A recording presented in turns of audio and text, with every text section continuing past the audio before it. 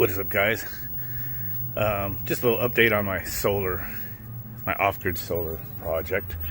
It's about 2:30. Sun's still up at a pretty good angle as the get through spring here, so I should have some pretty good sun to do a little test. This is a circuit board I created. It's almost unplugged. Gotta be careful. There is some high voltage. This board has the DC bus going to it through some big resistors right there, and then dividing it down to a kind of a lower voltage that then feeds. It was into that chip, but I let this board touch something once and fried it, and I kind of changed it anyway. So it just divides down. The LED just lights up when the DC bus is charged, and the DC bus voltage comes out, goes into here, goes over to this optical isolator there, which is as a transistor output. So then I just have a voltage going to the analog input of my smash this a little bit, my chip here, and then my microprocessor, which give a little display there. So it says set. That's just my set value. I can change. I'm just setting a gate threshold of the DC bus to start turning on and off this triac right there. At the top, I have that really big diode pack. So I got utility AC power comes in, and then the triac, will send it on to the diode rectifier there, which will then go to the DC bus. Red lights power, green lights whenever it's gating the triac. So these are arbitrary numbers. The chip I have an 8-bit value, so it's 0 to 255. So the voltage divider going through there, it's just so I can get a value off the DC bus and then set a threshold. So the DC bus is way above my threshold setting. If I start turning this up, let's say I wanted it higher, it will start turning on the gate. Turn it down, goes off. So what I'll do is I'll turn this down a little bit, and then I'm gonna see if I can turn on the unit. I actually have this little pocket oscilloscope carefully hooked up to the DC bus. Okay, now that I hooked up the field piece, unfortunately we have to listen to the freaking beep whenever there's voltage. So 363 volts. I don't know if it's the DC bus lifting it up so high. It is. So the solar is actually producing a higher voltage than the rectified AC power is. See that started going up some tenths of amps to keep the bus charged up. So 343. You can see it's blinking on the track every now and then. It has to keep the DC bus up there. So that's actually doing what it's supposed to. And right now the DC bus is higher. So, okay, so 360. So it should, right now I believe I got enough sun that it'd probably run this unit without any AC power. So I won't do much transitional. But my goal was for this thing to automatically start pulsing or gating the triac just enough to keep the DC bus up to a threshold. If the solar isn't able to maintain above a certain voltage, when it hits down to a voltage, the microprocessor is supposed to be gating the triac just to keep it above that point. It should be pretty simple operation, but it was a little glitchy when I tested it earlier, trying to set it down closer to 300 volts, which I think this thing has to go well below before the VFD will say low voltage.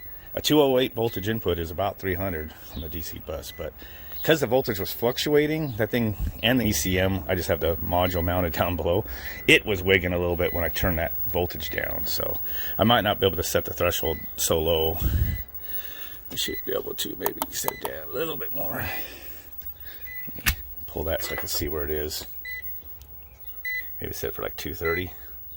So it's about 240 there. I'm turning it down a little more. So basically it'll get down to a certain value, and then it'll gate the triac. Alright, we're getting closer to where it's 230. The triac without no load, it pulses so quick, and I know about that range is when we'll start to wig before, but I'm just gonna save that. But alright, so at this point shouldn't have any problem. See that boom, just steady up there because of the sun is up there in good standing. So I'm gonna split the screen and get into the Eco-Beam. Let's turn this bitch on. Now it is like perfect weather for neither heat nor cool. If I turn on heat, it'll be a really high load on it, and maybe that's what I should run, but I'd rather not heat up the house. So maybe I'll put it in cooling. It's like 60 something. It might even be 70 out here. I'll have to look at the weather real quick. Oh, that's the weather. 77 degrees. So it's warmer than I said, and it's probably I think it was 72 on the Eco-Beam. I saw this a second ago, which we'll actually just find out here in a minute. There we go. 73. That's the amps of the DC bus. You see it just drops completely to zero. If I unplug the DC bus, as it sags, it will start pulsing the triac just to keep the DC bus up there, and it keeps going a couple tenths. Now, I do notice, see how it jumps to 1 point something? That's an RMS meter made for perfect sine waves, as they all are. We're not, as it goes to a rectifier and just tops off the DC bus as the voltage drops down a little bit, it's only the very peak of every top of every sine wave that it suddenly pulses current, and then it's zero current. Zero and then on and for a very short time, and then zero for most of the duty cycle of that sine wave at this point especially. So your RMS meter reads, I think, a lot higher than it really is. So plug that in, it goes to zero. So 73 upstairs. It's, what was it, like 77 out here? So let's go to 72. I don't know if it'll hit first or second stage right away, but I have the VFD right there. We can look at it, see if it's at 40 hertz or 60 hertz. Ecobee should turn on. There it goes. Now remember, this motor is running directly on the DC bus. The cool thing is I could totally take away AC power. Actually, AC power isn't going anything in there. See, there's that split phase capacitor there for the old motor. It's left in there. The motor's out of it. There's nothing connected to the other terminal there. So the only thing coming in here that's AC power is the 24 volts to the relay, and the switch the VFD on. It's at 60 hertz, and it sounds pretty normal. It's on 60. It's when it drops to 40 that you can really hear the frequency of that thing. So 5.9 amps. So it's pulsing every now and then to keep the DC bus up to, looks like about right there. So I can probably turn it down a little bit. Okay. Whenever I have the camera app open and you're not taking a picture or recording for a while, it shuts off. So just back on regular video here. So starting to say the DC bus about 339, so I can turn it down a little bit. And I probably could just turn this all the way down to infinity low to where it's never going to turn on utility. It's just because I have so much energy from the solar. Actually, the solar is right exactly at its rated output, 330 volts. I have 11 30-volt panels in series, twice, that are paralleled. And with the sun kind of where it is, and with the temperature and everything, it's exactly delivering its rated output. So it's not pulling more than the panels could actually achieve. They're at their rated value. Sometimes it starts sagging, and that's the whole point. I want to set the voltage to where once the panels can't run my AC, to where the utility just pulses just enough. So this actually might be a pretty good time to maybe set this thing, since I have enough sun, to where it's just now totally off. And because right now, this time of the day, this whole thing I'm talking about is I want to devote all the current to the solar. Where if I just turn this up to where it just gates the, ooh, that just slipped, I don't want to fry anything.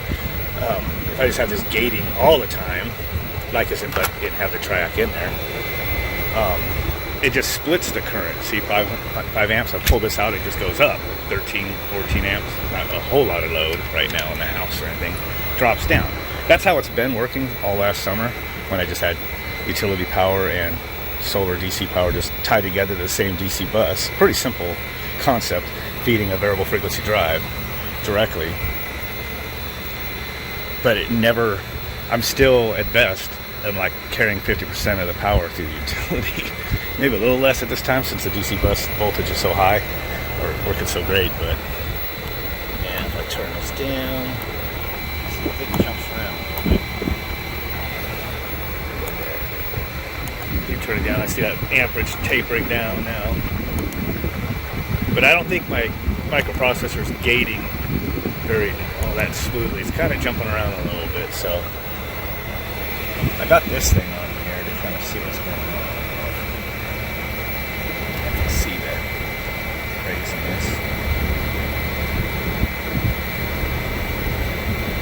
See the spikes and everything.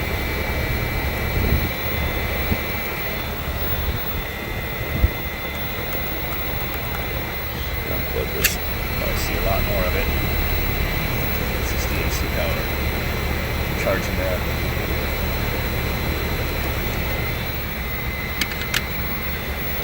Yeah, you can tell the sun's doing great because there's like no change in sound in anything. So, let's see, turn this down a little more. I want to get it to where the amps just drop down to pretty much nothing. 1 inch kind of pulsing there. There we go. A little bit more.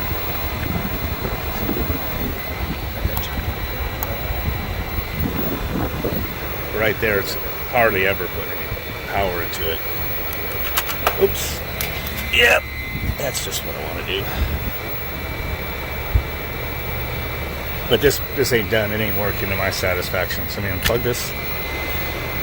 Okay, so you can see that just totally got down to a threshold and just gating the snot out of the triac now. It's not 100% though. And you can see the current's just pulsing away, and it's running totally on utility power right now. I'm going to put the DC bus back in. Oh yeah, the voltage went down to like 330, 327. 230 volts, about what you get. So I'll plug that in. It's right about there, and the amps are just pulsing just a little bit. Now if I unplug the utility power, which this time of day it still works great, my DC bus, 331. Yeah, it's actually, the solar is kicking ass right now. It's running this 3-ton unit perfectly fine. So, probably freezing out the upstairs of my house right now. But my goal is to have this thing just to automatically switch. I might leave it right here. So if you hit save, the way I programmed it. Something's weird in my loop though, because I don't have that delay programmed in there to make it stay on that screen saying save for that long. So there's something I'm overlooking with my loops and my program. I mean, that's the kind of effect you want, but to have a lag, a delay enough to read the message before it goes back to the normal screen. But I don't know what's keeping it in that. Looking at what I programmed, I don't know. So right now, that's cool. It's kind of the voltage. Actually, the voltage keeps drifting up a little bit on the DC bus from the solar. See, it's pretty much almost staying on zero. Up, it pulsed a little bit. And in the solar panels, there's a freaking plane goes over it and shadows over it. It'll just instantly drop its output. So this thing would immediately, as fast as it switches the track, it would immediately carry the load. You wouldn't interrupt the VFD from a low voltage incident or anything like that.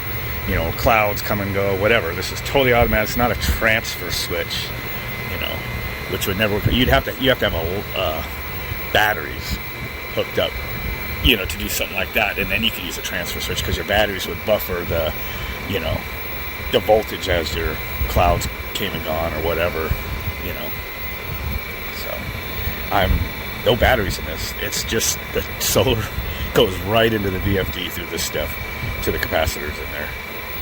And then the utility power is going not into the VFD like I originally did, but it's just going through an external diode rectifier pack and then into the same DC bus.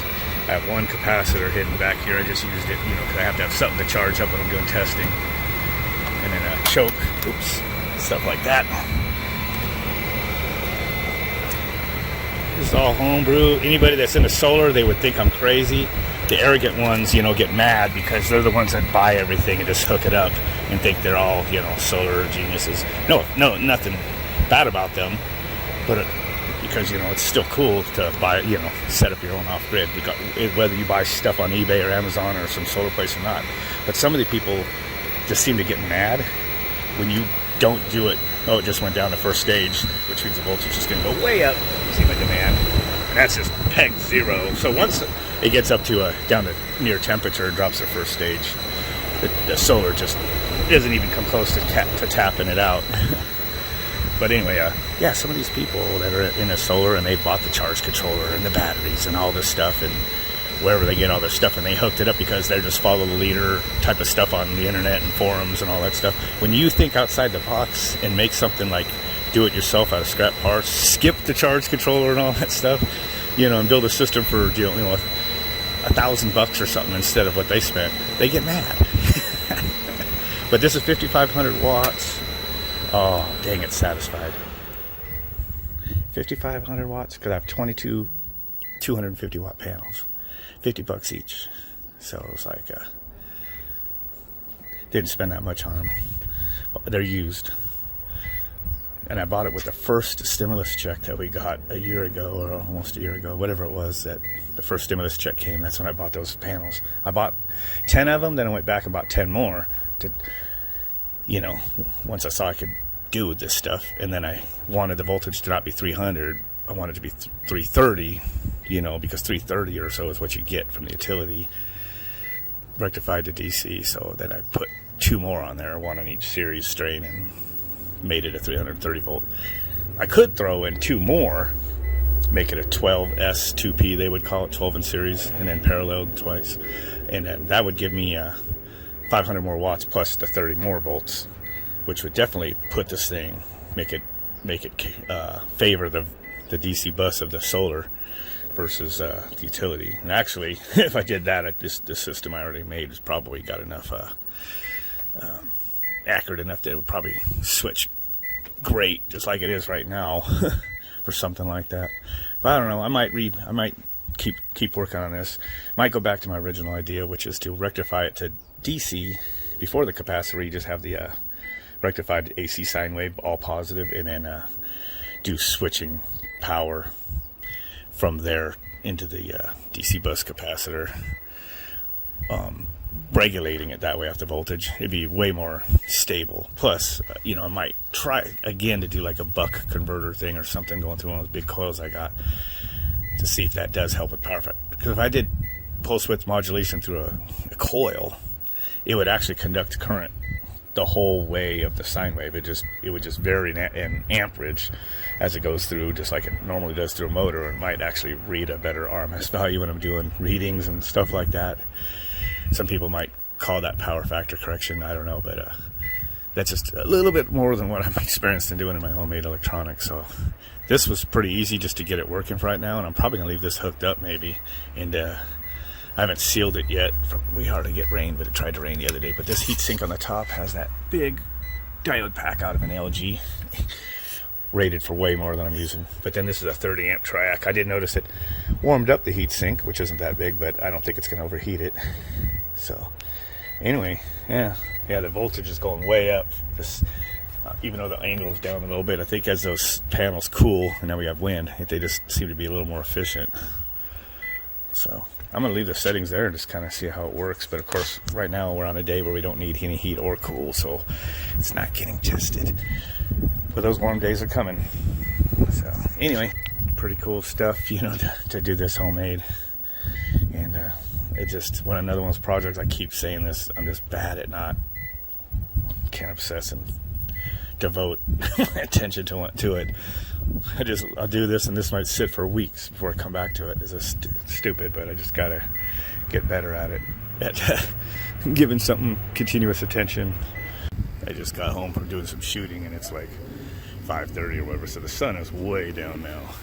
But without this unit running, the voltage is definitely way above the set point, just because if you're not pulling current, you're as long as you have light on your panels, it'll make its voltage. So when I turn on the unit, it'll drop and start pulsing the triac. Just kicked on. Yeah, the voltage just keeps repeatedly dropping, so the triac's having to gate quite a bit. Again, that this, you know, doesn't update fast enough for quite real time on my LCD. I just have it updating a couple times a second. But this thing actually seems to be doing its job, though. I don't have my voltmeter hooked up or nothing. Sounds like it kicked up to 60 hertz there. So it's just gating the triac as needed to keep that voltage up above the threshold. So it's pretty much doing exactly what I wanted to. Not as accurate as I wanted to, but it's still automatically transferring power as needed to the utility. So not bad. Next thing I need to do is make a permanent cover over that freaking heat pump for the water heater. Oops, just dropped down the first stage. Let's see that. Oh yeah, it's gating the triac less often now. Sweet. I'll just go ahead and let that run for a few minutes like that. So here's the, for those that haven't watched my older videos, this is the solar array, the off-grid one. I also have the Tesla solar on my roof that's grid tie. Just saves me a little bit on my electric bill. So the wife's been hanging these pots and putting stuff out here, so now it's starting to disguise the fact that this pergola is actually a solar array. But there's quite a few panels up there. So the sun down there is pretty much not doing shit, I'm sure. So the thing once I have the automatic transfer working, the thing to actually do is to schedule my Ecobee to drop the temperature during the middle of the day and down into the afternoon, you know, as long as the solar will pick up quite a bit of the power, and then have it kick the temperature up a little bit after that when it's going to be primarily running on the utility power. That should save us some money on the bill a little bit, and kind of we're on that peak use thing anyway from like 12 to 7, but it'd be cool because like definitely at 12 o'clock this thing will be switched totally on solar to cool our whole upstairs. It's a pretty big house, 6 bedrooms, 5 of them upstairs, so the upstairs unit should be able to pretty much just run totally on solar during the middle of the day, and then on in the afternoon it would taper. So middle of the day, you know, this thing should be, when it's summertime, I'm going to start kicking it like really cool. It'll get the house nice and cold upstairs during the day, and then it won't, you know, everything will be cold, you know, basically all the walls and everything like a heat sink. The cold air is going to drop and help the downstairs not run as much, which is not tied to the solar. So I might be coming into possession of some mini split stuff, inverter stuff here. Someone's got some stuff we're talking about, so I want one for my garage before summer comes, and I might put up more solar up on that and try to tie it into its DC bus, do some experiments, hopefully not blow anything up on the stuff. But yeah, that's the idea. So we'll see what's going to happen. So might be doing some more projects coming this summer. Check it out.